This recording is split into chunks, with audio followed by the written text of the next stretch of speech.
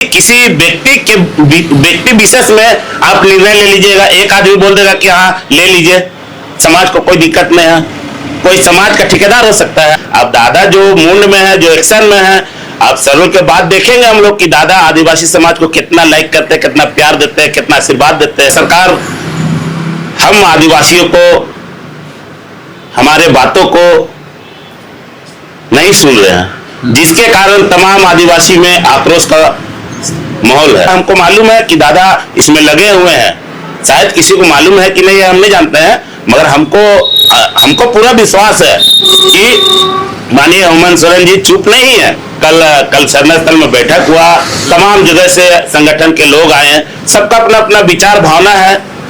वो भावना के तहत कोई लोग बोले होंगे कि हम लोग स्वयं तोड़ देंगे, ऐसा भावना हम लोग का नहीं है किसी का।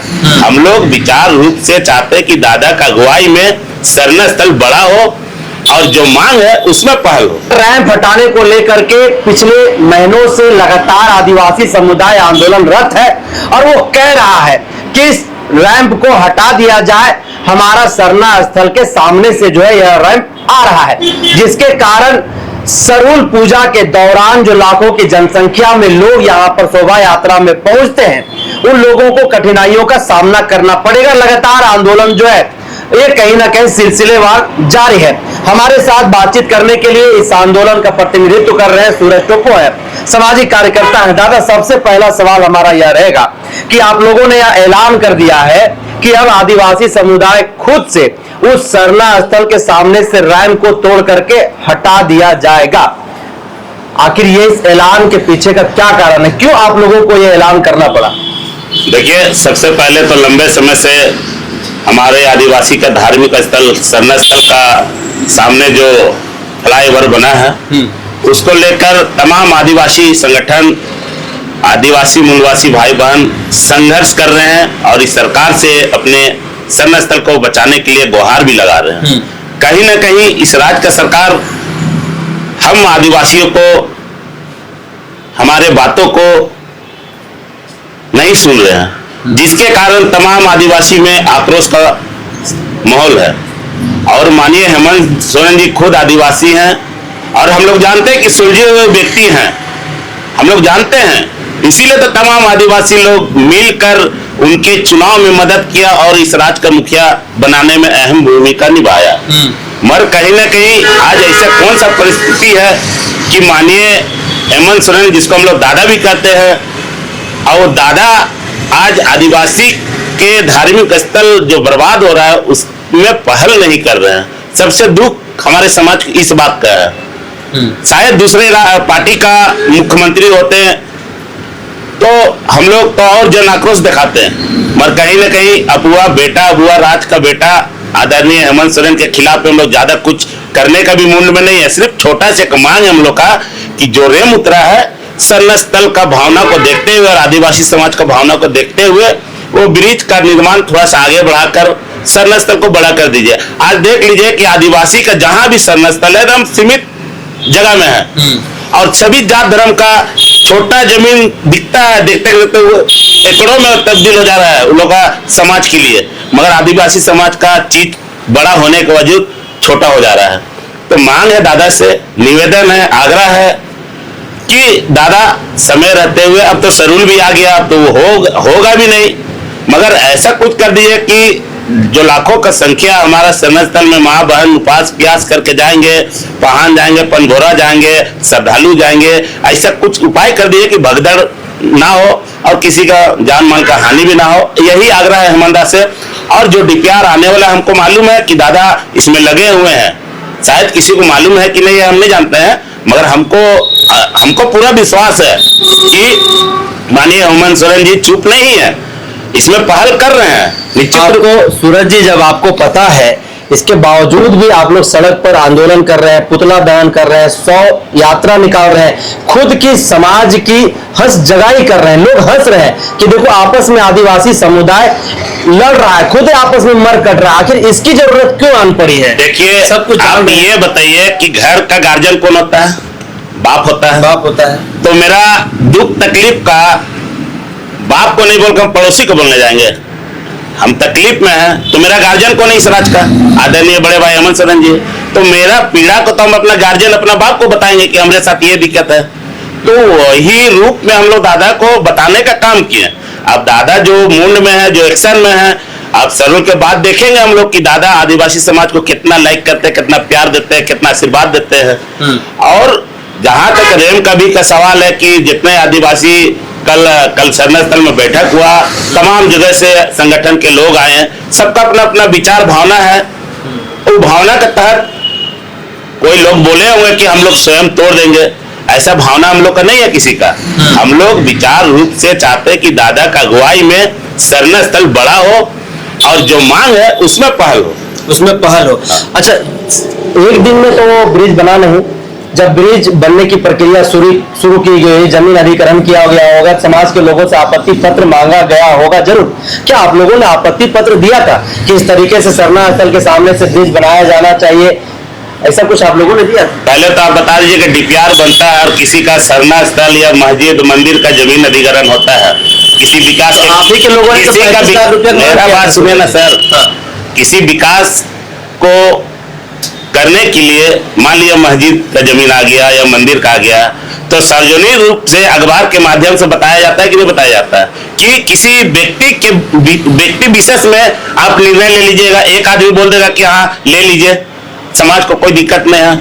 कोई समाज का ठेकेदार हो सकता है आज के डेट में, हम खुद ठेकेदार नहीं समाज का अगुवा हो सकता है। समाज के बेहतरी मजबूती के लिए उसको आगे बढ़ाने के लिए हम काम कर सकते हैं। मगर मेरा कहना है कि जो भी गलती हुआ है सरकार से हुआ या हमारे लोग किए होंगे, कहीं ना कहीं आस्था का बात है। आस्था को देखते हुए हम लोग ने मांग रखा है और हम लोग दादा को अभी भी मान रहे हैं कि दादा उसमें पहल कर रहे होंगे और करेंगे, हमको उम्मीद है।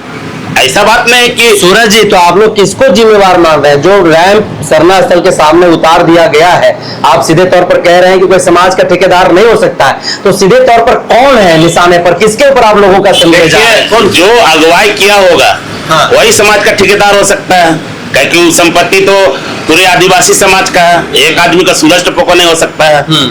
हमारे विरासत में हमारे बुजुर्गों ने जो परंपरा बनाया है, उस स्थल को निर्माण किया होगा तो कहीं ने पूरे समाज को मजबूत करने के लिए किया होगा।